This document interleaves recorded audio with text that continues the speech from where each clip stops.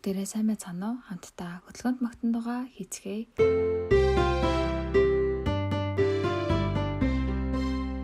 Юуч байхгүй энэ дэлхий харанхуй дэлхий. Бидний хайртай бурхан эзэн амид оршин байжээ. Нэгдэх өдөр гэрэл би бол гэж үгэхэлтэл. Бүгд дэлхий тэр хүүгээлэр үзэсгэлэнтэй гэрэлтжээ. Хоёр дахь өдөр огдоргүй эзэн бүтээгээд. Гурав дахь өдөр гарамал ногоомод дэх бүтээжээ. Дөрөв дахь өдөр нарсаар багууд дэх бүтээгээд. Тав дахь өдөр цагаас башуудыг бүтээжээ. Зургаадах өдөр амьтад ба хүнийг бүтээгээд. Додоодох өдөр бүгдийг тусгаад бурхан амарчээ. Сайн байцгаана уу хүүхдүүдээ? Хамтдаа ишлэлээ цээжилцгээе.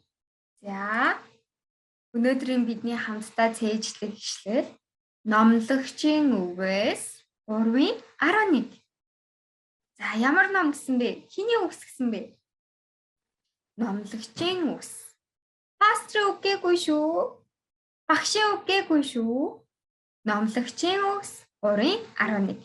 За багшигаа хэлэнгүүт нь араас нь манай хүүхдүүд дагаад хийгээрэй за. За бүх юмыг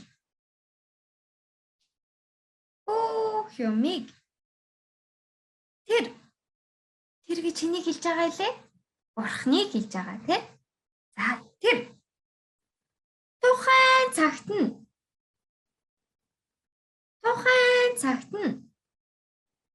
сайхнаар бүтээсэн.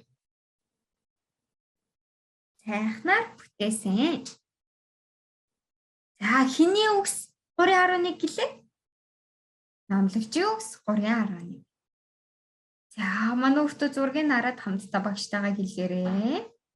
Бас багш нар нь бас хамтдаа тусалж өгөөрэй. За бүх юмыг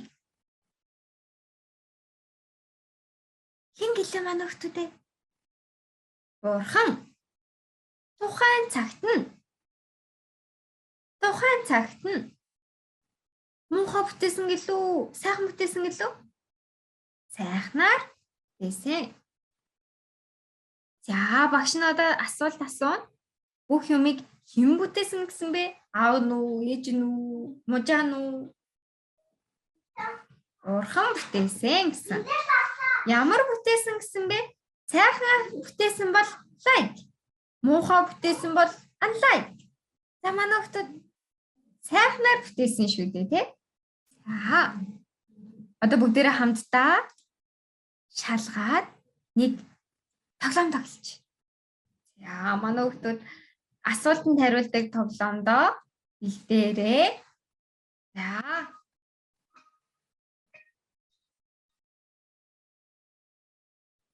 эзэн бурхан аль нэ? Хиймэл шүтэн үү? Тоглоом уу? Аль нэ? Оо зурганы нэ. Хиний үгэнд орно гэж амласан билээ? Багшийнхаа үгэнд орно гэж амласан билүү? Эсвэл мэдгүй байна. Эсвэл бурхны үгэнд орно гэж амласан билүү? Бурхны үгэнд орно гэж амласан байна шүү дээ тий. Бурхны үгийг сахин биелүүлэхээр амлаагүй. Гэсэн үү? Амлсан гэсэн үү? Амлсан.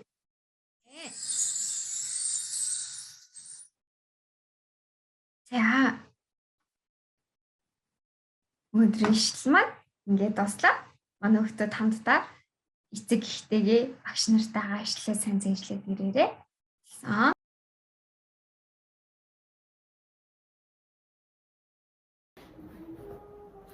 байцгаана уу хүүхдүүдээ. Багштайгаа хамтдаа хөөрхөн гараа хийцгээе. Хөөрхөн гараа бэлдээцгээе. Тэнгэрт юу байдаг юм бол? томоо нар, жижиг од, хөөсгөр цагаан үл, хөөрхөн жижигхэн шувууд, бас миний хайрладаг Бурхан минь байгаа. Хөөрхөн гараа ингээд дуусгая.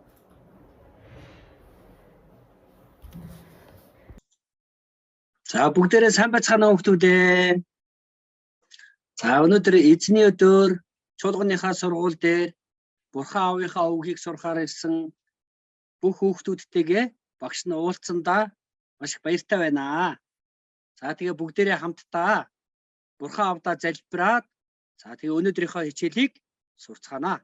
За гараа урдаа бариад нүдээ ханаад бүгдээрээ хамтдаа Бурхан аавдаа залбирцгаая. Бурхан ааваа танд баярлалаа. Өнөөдөр чуулганы сургуульдаа ирж чадхаар удирдах өгсөнд баярлалаа.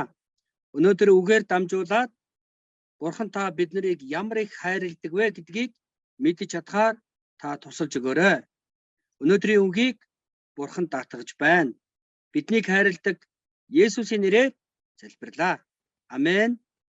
За хүүхдүүдээ өнөөдөр бүгдээрээ хамтдаа газарт мод ба цэцэг ургадаг гэдэг сэдвээр Бурхан аавын үгийг сурнаа.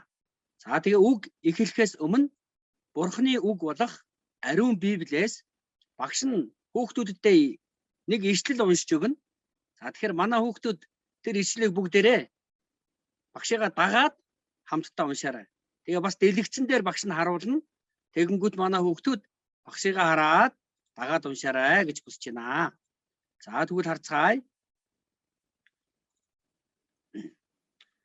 За бүгдээрээ хамтдаа харцгаая. За Эхлэл номын 1-11-ээс 12 дугаар ишлэлийг бүгдээрээ хамт уншицгаая. Ингээд Бурхан газар нь ургамал ногоог буюу үрлэгч өвс ногоо, доторх үрээ газарт гөвдөг үр жимс модыг төрөл төрлөөр нь ургуултугай гэж айлцсан ёсоор болжээ. Газар нь энхүү ургамал ногоог буюу үрлэгч өвс ногоо, доторх үрээ газарт гөвдөг үр жимс модыг төрөл төрлөөр нь гаргав. Эдгээр нь сайн болсныг Бурхан харлаа гэсэн байна.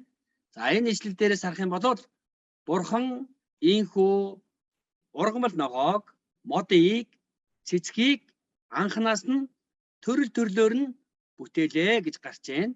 За тэгвэл бүгдээрээ за энийг харцгаая.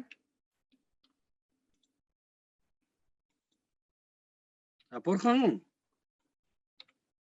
хамгийн эхлээд сансрыг бүтээсэн тийм ээ. Одыг бүтээсэн, нарыг бүтээсэн, сарыг бүтээсэн. За нар, сар, од. Тэгээ энэ огторгүй сансрыг Бурхан бүтээгээд тэр огторгүй сансар дотор бас өөр нэг зүйлийг бүтээсэн. Тэр нь юу вэ? Энэ цэнхэр өнгөтэй дэлхий байх нэ. Энэ дэлхий дээр хэн амьдардаг вүлээ? Бид нар амьдардаг үстэй тий. Энэ дэлхийг Бурхан хэнд зориулж бүтээж өгсөн бэлээ? Яг зөв.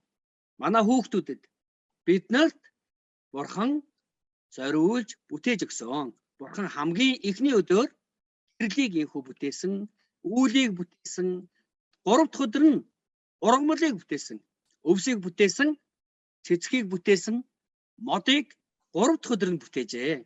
За тэгээ дараа нь Бурхан тэнгэрийн шувуудыг бүтээсэн, ан амьтдыг бүтээсэн.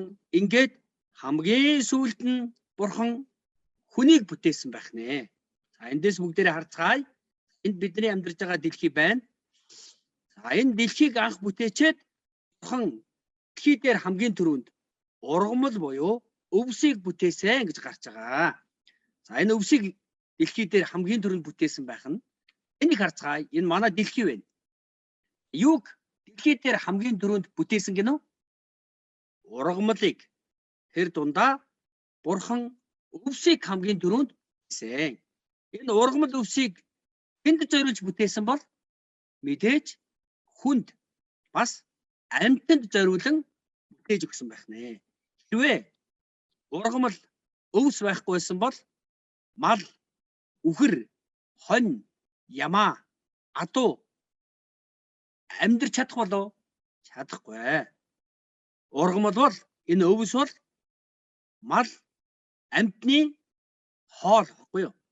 За тэгээд Бурхан хамгийн сүүлд нь хүнийг бүтээсэн. Энэ ургамал болоод амьтныг хэний төлөө бүтээсэн бэ гэхээр хүний төлөө бүтээж өгсөн бэ. За тэгвэл хүн хэний төлөө бүтээгдсэн бэ?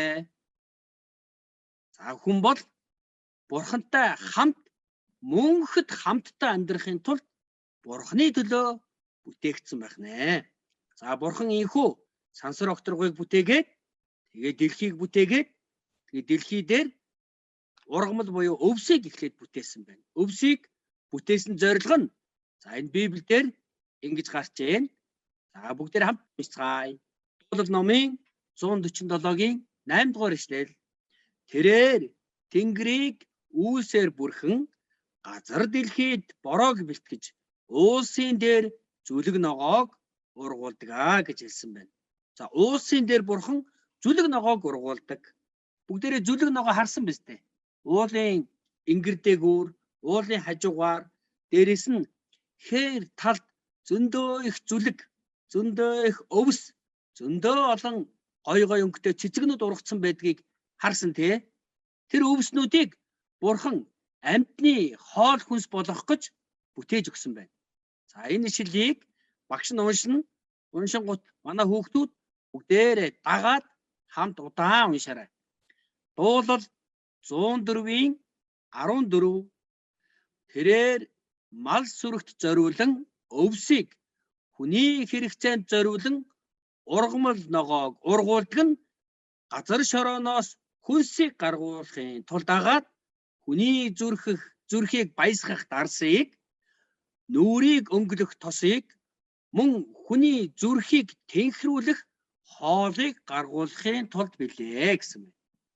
За энэ үгийг дахиад багш нь тайлбарлаж өгье. Энэ өвсийг мал сүрэгт зориулж Бурхан бүтээж өгсөн байна. Тэгэхээр мал сүрэг өвс идээд том болдог, илүү том болдог. Тэр мал сүргийг сүүлд нь бид нар мах болгоод иддэг үстэй. Манай хүүхдүүд махан дуртай юу? Махан дуртай. За ийхүү мал өвс идээд дараа нь тэр малыг хүн хоол хүнсэндээ хэрэгэлдэг. За тэгээ зогсохгүй мөн янз бүрийн тэрхүү ургамлаар дамжуулаад жимс, буудаа, тариа тэгээ энэгээр гурил хийгээд манай хүүхдүүд гурилаар гоё талх хийж иддэг үстэй тий. Гоё боорцог хийж иддэг. Тэр чи газраас ургасан буудаагаар тэрмдээд хоол хүнс болгоод идэж байгаа байхгүй юу? Бурхан хүнд хайртай учраас энэ бүхнийг бэлдэж өгсөн. За тэгвэл энийг харцгаая. Энэ зурган дээрээс харах юм бол буудаа байгаа үстэй. Тариа. За энэ тариаг ургаад дуусгаар нь хурааж аваад тэрмддэг. За тэрмдээд няцлаад гурил болгодог. Гурилыг нь бид нар боорцог талах хийж иддэг тий.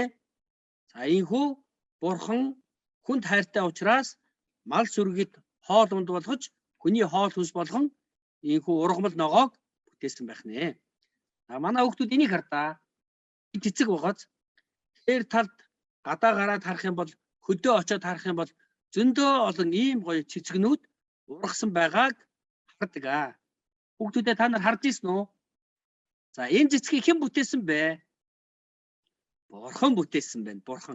Бурхан яах гэж ийм олон өнгийн гоё цэцэгнүүдийг бүтээж өгсөн бол Бурхан хүнийг хараад баярлаарай. Бас тайвшраарай. Тэгээд гоё баяр хөөртэй байгаарай гэд хүнд зориулаад Бурхан ийм гоё цэцэгнүүдийг зөндөө олон янзын хэлбэртэйгээр зөндөө олон өнгөтэйгээр зөндөө олон янзын үнэртэйгээр ийхүү бүтээж өгсөн байна. Хүүхдүүдээ та нар цэцэг үнэртэж үзсэн үү? Цэцэг гоё үнэртэй тий? Тэр гоё үнэрийг мэдрээд хүмүүсийг баярлаарай гэж Бурхан ийм гоё цэцэгнүүдийг бүтээж өгсөн байна. Энэ цэцгийг хардаа хүүхдүүдээ. Энэ юутай адилхан байна? Шуутай адилхан байгаа сте.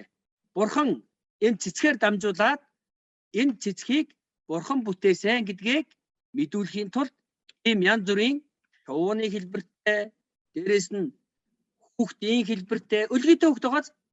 За дээрэс нь бүжгэлж байгаа хүүхд байна. Энэ цэцгийг харах юм бол арслангийн дүрстэй, сармагчингийн дүрстэй, шувууны дүрстэй ийм олон янзын гой цэцгнүүдийг бурхан бүтээж өгсөн байна. Эндээс харах юм бол нэг бартай адилхан байна тий. За бас тагтаа нисэж байгаа юм шиг гоё хэлбэрт цэцгнүүд байна. Ийм гоё цэцгнүүдийг бурхан ийхүү хүнд зориулан хийж өгсөн байх нэ. Энийг хардаа. Ээжтэй үнсүүлж ирсэн үү?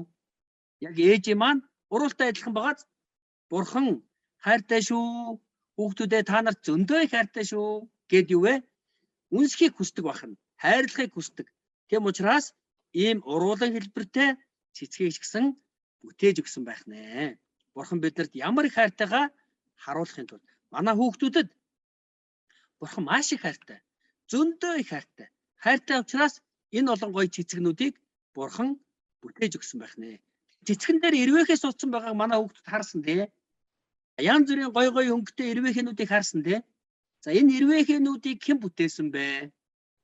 За мөн бурхан аав маань хүүхдүүд биднэрт зориулж бүтээж өгсөн. Манай хүүхдүүдэд зориулаад ийм гоё ирвэхийг хараад баярлаарай гэд бүтээж өгсөн байх нэ. Тэрээр мөн энэ гоё цэцгнүүдээр дамжуулаад бас нэг биднэрт ааж өгөхийг хүсдэг зүйл байгаа. Юу вэ гэхээр цэцэг ийм гоё байжгаад ийм гоё цэцэг эцэст нь хатаад хорчийдэг те. Намар болохоор цэцэг хаачдаг үлээ. Хавар болохоор цэцэг гоё дэлгэрээд тэгээ зуны турш гоё өнгөтэй байжгаад тэгээ намар тэр цэцэг байхгүй болдог үстэй. Үхчихдэг байж байгаа. Газар ундаг байж байгаа. За энэ үйл явдлаар дамжуулаад хүүхдүүд бид нар ч гэсэн хүүхэд байжгаад сүлд нь том болоод хамгийн сүлд нь эцэст нь багш бүгдээрээ бурханы өмнө очно гэдгийг хэлж зааж өгөхийг хүсдэг байна. Бүгдээрээ Исая номын 60-аас 6-аас 8 дугаар ишлэгийг хамт уншицгаая. За багш нь уншия. Манай хүүхдүүд дагаад уншаарай. За тэрээр нэгэн дуу тунхаглагтун гэсэнд би юуг тунхаглах вэ гэсэнд махбодтой бүхэн өвс мэд гоо үзэгсэл нь хэрийн цэцэг мэт юм. Эзний амьсгал дээрээс нь үлээвээс өвс хатдаг цэцэг ганддаг. Өргөн түмэн гихч өвсөл юм. Өвс хатдаг цэцэг ганддаг. Харин бидний бурхны үг мөнхөд байна. За энэ үгээр дамжуулаад бурхан манай хүүхдүүдэд юуг ойлгуулахыг хүссэн бэ хэрэг? Зун дэлгэрээд өвс ганддаг, цэцэг хатдаг. Үүнтэй адилхан хүн хүүхэд нас гэж байдаг. Тэгээ том болдог. Тэгээ хамгийн сүүлд нь бурхны өмнө ирдэг. Хэдийгээр өвс байхгүй болдог ч гэсэн цэцэг хатдаг, ганддаг ч гэсэн бурхны үг болох ариун Библи гэдэг ном бурхны үг хизээж алга болохгүй мөнхөд байх болно гэдгийг энэ үгээр дамжуулаад бурхан хэлж өгч байгаа байх нэ. За үргэлжлүүлээ харцгаая. Энэ дээрээс харах юм бол ийм амир хүний толгойтой адилхан хэлбэртэй цэцэг байгааз энэ цэцгийг хараад сураарай. Хүний амьдрал ч гэсэн ингээд дуустгаа гэдгийг өвс цэцгээр дамжуулаад бурхан ойлгуулахыг хүссэн байх нэ. Тэгээ дараа нь энэ мод байна. Манай хүүхдэд зөндөө их мод харсан биз дээ. Зөндөө олон моднуудыг харсан байхаа. Энэ модыг бурхан хүүхдүүд биднийг үнэхээр их хайрлаад энэ модыг бүтээж өгсөн. Мод бол бурхан биднэрт маш их хайртай гэдгийг илэрхийлэн хэлж өгч байдаг бурханы бүтээл юм аа. За эндээс харцгаая. Энэ мод яаж бий болдог вэ хэрэг? Эхлээд нэг жижигхэн үр байдаг. За тэгээд тэр үр нь соёолдог. Соёосныхоо дараа бүр дэшээ том ургадаг. Ургасаар том мод болдог. Том мод болсныхоо дараа жимс үр жимсийг ургуулж тэр үр жимсээр нь амтан хоололдог, хүн бас хоололдог байх нэ. За тэгээд тэр үр жимснийхэн дотор нь дахиад үр байдаг үстэй. Жимсэн дотор үр байдаг. Тэр үрийг нь газар болох юм бол дахиад соёолоод, дахиад том болоод, дахиад ургаад, дахиад том болсныхаа дараа олон янзын жимснүүдийг амтан болоод хүнд өгдөг байх нэ. Бурхан ийхүү модыг бидний төлөө, хүүхдүүдийн маань төлөө хайрладаг учраас тээж өгсөн байна. Хүүхдүүдээ тэр шөнө ундчих үед зөндөө олон цэцэг моднууд байдаг үстэй. Энэ моднууд цэцэг хүүхдүүд биднэрт цэвэр агаарыг өгдөг. Энэ бохирдчихсан муухай байгаа агаарыг цэцэг болоод мод цэвэрлж өгдөг байна. Бурхан биднэрт хайртай цэвэрхэн агаараар амьсгалаарай гэд энийг хардаа. Эндээс харах юм бол мод байна. Нэг хүн байна. Тийм биз дээ. Машинаас хортой хий гардаг, хортой утаа гардаг. Тэр утаагийн мод цэвэрлээд модноос цэвэрхэн агаар бий болгоод хүнд өгдөг байх нэ. Бурхан ингэж цэвэр агаараар хүнийг амьсгалуулдаг. Манай хүүхдүүд хөдөө явахыг хүсдэг үстэй. Хөдөө дээрээс нь мод зүйлэг цэцэг навч байгаа газар ингээ очоод өдөржингөө гадаа тоглох юм бол зөндөө их цэвэр агаараар амьсгалах болно. Тэгээ цэвэрхэн агаараар амьсгалаарай гэд Бурхан энэ мод цэцгийг биднэрт бүтээж өгсөн байх нь. Цэвэрхэн агаараар амьсгалах юм бол бидний бие эрүүл байна үстэй тий. За Бурхан биднийг өвдөхгүй тийм ээ, толгой нь өвдөхгүй, бие нь өвдөхгүй байхын тулд цэвэр агаарыг мод болоод цэцгээр дамжуулаад ийхүү өгдөг байх нэ. Зөндөө олон төрлийн модыг Бурхан ийхүү хүүхдүүд бидэнд хайртай учраас бүтээж өгсөн байгаа.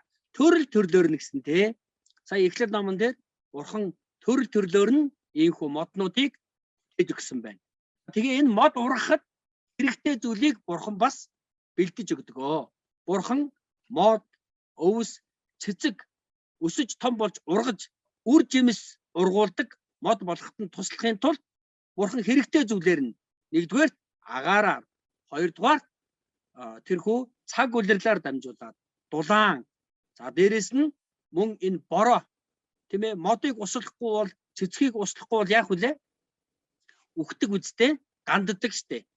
За тийм учраас үхүүлэхгүй, гандуулахгүй байхын тулд Бурхан за бороог бэлтгэдэг гэж хэлсэн байна. Бүгдээрээ за энэ дуулал номын 147-гийн 8 дугаар ишлэлийг хамт уншицгаая. Тэрээр Тэнгэрийг үүсээр бүрхэн газар дэлхийд бороог бэлтгэж уулсын дээр зүлэг ногоог ургуулдаг. За газар дэлхийг бороог бэлтгэж гэсэн байна. Хүүхдүүд энийг хардаа. Далай байна. Далайн ус дээшээгээ агаарт хөөрөөд ууршаад үүл болдог. Тэгээ үүл нь салхиар хөөгдөж явсаар байгаад тэгээ дараа нь хөдөө уулын дээр за мөн хээр талд очоод тэр үүлнээс бороо болоод тэрхүү мод болоод өвсийг цэцгийг усалдаг. Тэгээ тэр усалсан ус эргээд гол горих болоод буцаад далаа руугаа урсаад явдаг. Далаагаасаа дахиад дэшээ үүл болоод үүл нь ирээд газар дэлхийг энэхүү цэцэг ногоо өвсийг модыг услаад буцаад явдаг байх нэ. Бурхан энэхүү мод ургахад хүн цэцэг ургахад хэрэгцээтэй зүйлсээр нь хангаж өгдөг. Хүн хоол идэхгүй бол өлснө те. Өлснө. За түүнтэй адилхан хүн амьд байхад нь өсөж том болоход нь хэрэгтэй зүйлээр Бурхан хангаж өгдөг. Яг үүнтэй адилхан модыг ч гэсэн цэцгийг ч гэсэн ургахад нь хэрэгтэй зүйлээр Бурхан ийхүү хангаж өгдөг байх нэ. А бүгдээрээ Эхлэл номын 1:29 дугаар ишлэлийг хамт уншицгаая. Бурхан үзэгтэн газрын гадарга дээрх үрт өвс ногоо бүрийг үрээ гүвдэг үр жимст мод бүгдийг би та нарт өгнө. Тэр бүхэн та нарын хоол хүнс болно гэсэн байгаа зү. Бурхан энэ модоор дамжуулаад бидэнд хоол хүнсийг өгдөг. Энэ юу вэ? Энэ дээрээс харах юм бол лир байна, алим байгаа үстэй. Дээрээс нь бас томат байна, помидор, улаан лойж байна, тийм ээ. За бид нар хоол хүнсэндээ энэ бүгдийг хэрэгэлдэг үстэй. Алим мэдчихсэн байц тээ. Лир идэж үзсэн үү? Амар гоё амттай тий. Энэ гоё амттай алимыг, энэ гоё амттай лирийг. За дээрээс нь өөр зөндөө олон гоё жимснүүд байна. Чацарган байна. Чацарганы шүүс сууж исэн үү? Чацарганы шүүс гоё амттай тий. За тэгээ энэ лир, чацарганы шүүс, дээрээс нь энэ алим бүгдийг Бурхан биднэрт зориулж өгсөн гэж хэлсэн байна. За бүгдээрээ Үйлс номын 14-ийн 3-р ишлэгийг уншицгаая. Тэр та нарт сайныг үлдэн Тэнгэрээс хур бороо үр жимстэй улирлыг хайрлаж зүрхийг чинь хоол хүнс баяр баясгалаар цадхан өөрийгөө гэрчгүйгээр орхиогүй шүү дээ гэв. За хүүхдүүдээ эндээс харах юм бол энэ үгийн утгыг багш нь тайлбарлаж өгье. Юу гэсэн үг вэ гэхээр Бурхан жилийн 4 улирал байдаг те. Энэ жилийн 4 улирлыг хүүхдүүд бидэнд хайртай учраас өгсөн байна. Энэ жилийн 4 улирлаар дамжуулаад намрын улирал ялангуяа намрын улирал зөндөө их жимс ургадаг. Чоцоргон ургадаг, үзээлзэг нь ургадаг, самар ургадаг, тийм биз дээ. Дээрээс нь алим ургадаг, лир ургадаг, мөн тарус шивга ургадаг те. Энэ ургадаг зүйлийг биднэрт хоол хүнс болгоод Бурхан өгсөн байх нэ. Манай хүүхдүүд өнөөдөр амандаа жимс хийгээд идэж байгаа бол Бурхан амьд байгаа гэдгийг гэрчин байхгүй юу? Хэрвээ Бурхан байхгүй байсан бол ийм гоё жимснүүдийг бид нэр идэж чадахгүй. Бурхан амьд байгаа учраас энэ жимс ургаж байгаа байх нэ. Хэрвээ Бурхан байхгүй байх юм бол энэ жимс урахгүй гэсэн үг. За үргэлжлүүлээд харцгаая хүүхдээ. Ийм олон янзын жимснүүдийг Бурхан манай хүүхдүүдэд зориулаад бүтээж өгсөн. Ийм олон янз. Гоё гоцтэй. За эндээс харах юм бол ус үзэн байна, алим байна, лир байна, мандарин байна бас те. Мандарин гоё те, тарус байна. Ийм олон жимснүүдийг Бурхан хүүхдүүд биднэрт хайртай учраас хийж өгсөн байх нэ. За үргэлжлүүлээд харцгаая. Дээрээс нь хүүхдүүдээ та нар энэ модон дээр шуу үүрээ застсан байхыг харсан уу? За Бурхан хэлэхдээ энэ модыг хүний төлөө бүтээсэн жимс ургуулахаар дээрээс нь цэвэр агаарыг өгөхөөр бүтээжээ.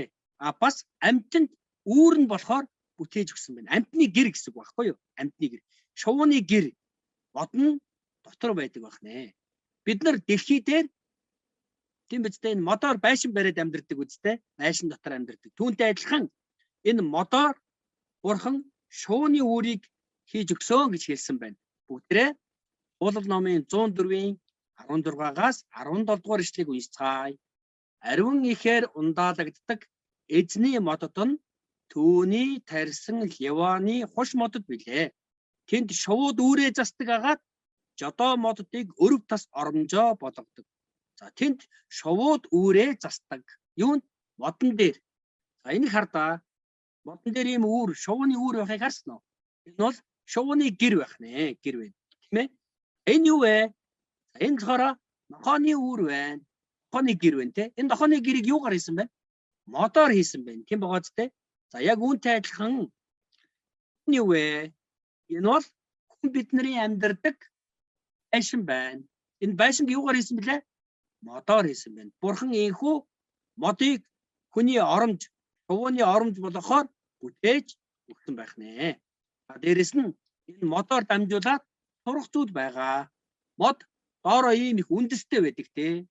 Энэ үндэс нь доошоогоо гүнзгий ургасан байдаг учраас мод амархан сугарч гардаггүй, ойждаггүй, газар ойждаггүй. Үндэс сайтай мод газар ундаггүй байх нэ. Тийм ээ? Ямар ч салхи, шуурга болж исэн ч энэ мод унахгүй. За үүгээр дамжуулаад бид нар юуг сурах вэ гэхээр чуулган дотроо дээрэс нь энэ чуулганыхаа сургуулийн цуглаандаа ирээд тэгээ Бурханы үгийг сонсож байгаа хүүхдүүд энэ мод чиг бат бөх ийхүү мөнхөд юу вэ?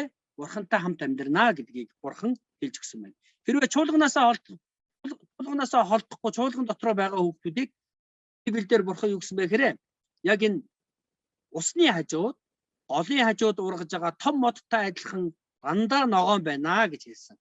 Усны хажууд, голын хажууд ургасан моднууд ногоон байдаг те. Дээрээс нь бас том ургадаг те. Түүнтэй адилхан чуулган дотроо, чуулганыхаа сургууль дотроо байгаа хүүхдүүд байн гэрж Бурханы үгийг сонсдог хүүхдүүд энэ ногоон мод чиг том мод болгож Бурхан өсгөж ургуулж өгнө гэж хэлсэн.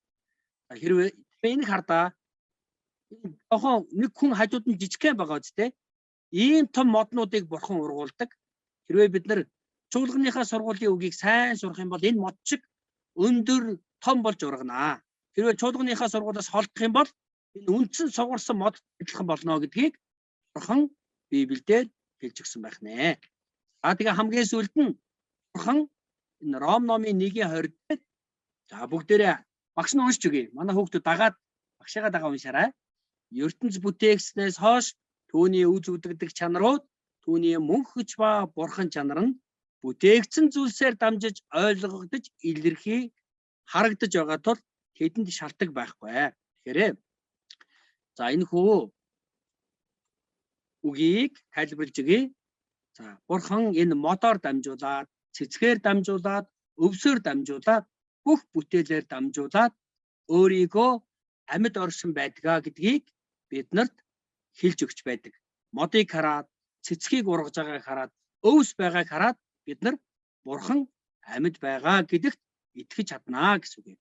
За тэгвэл өнөөдөр ийхүү газарт мод ба цэцэг ургадаг гэдэг сэдвээр бурханы үгийг сурлаа. Бүгдээрээ хамтдаа бурхан авдаа залбираад хичээлээ дуусгая. Биднийг хайрладаг бурхан аваа, танд баярлалаа.